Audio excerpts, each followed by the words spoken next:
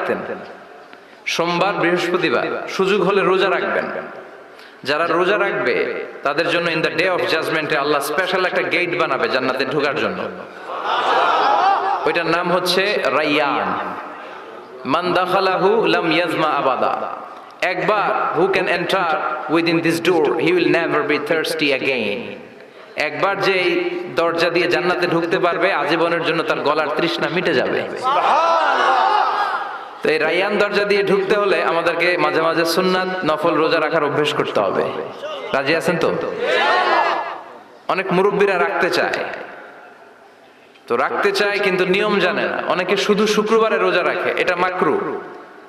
শুধু শুক্রবারে রোজা রাখা মাকরু, শুধু শনিবারে রোজা রাখা মাকরু। সুন্নাহ হচ্ছে সোম আর বৃহস্পতিবার।